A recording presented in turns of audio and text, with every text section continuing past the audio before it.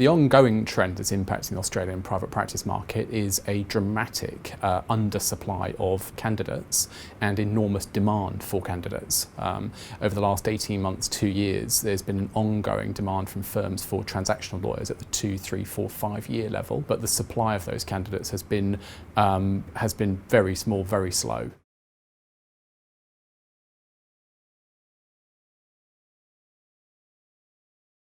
They're in high demand for a number of reasons. First, if you go back to 2011, 2012, 2013, to some respects at a time when transactional activity in law firms was very, very low, they stopped recruiting and stopped bringing through as many grads and junior lawyers into those practice areas. So effectively what we're faced with now is a hole in the market that reflects a period whereby those people weren't trained and grown as such. I think demand locally it has remained very high, whilst demand globally has remained very high. So good Australian transactional lawyers are very popular all around the world.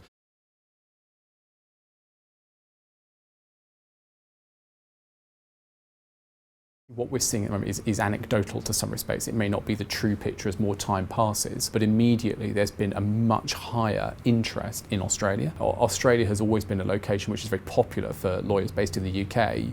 We've seen certainly lots more questions being asked. Candidates that were thinking about coming are now definitely coming, and we've also been contacted by a number of Australian and New Zealand lawyers based in London who at some point had planned to return to this side of the world, fast forwarding those plans. So for us locally, the immediate effect has been there seems to be a definite upswing in candidate flow coming.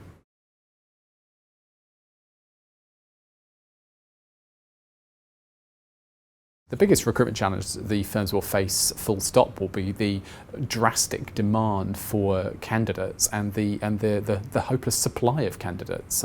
As a lawyer, there's never been a better time to change job, because whether you're a local Australian lawyer or you're a lawyer overseas looking at Australia for the first time, what you have is choice. A good 2, 3, 4-year transactional lawyer decides to change job, well, you'll have 5, 6, 7 interviews in a heartbeat. You'll pick up multiple offers. So once you've looked at the financial aspects of which offer is better than another and which one's got a better sign-on bonus than the other, once you put all of that aside, you've then got the luxury of being able to look at, well, which culture suited me best, which team told me the best story about life for a lawyer at my level, which team told me the best story about my future career progression, which group of people did I like the most. And that kind of choice added to the salaries that are being offered right now puts candidates in unique perspective of hopefully able to find their perfect role.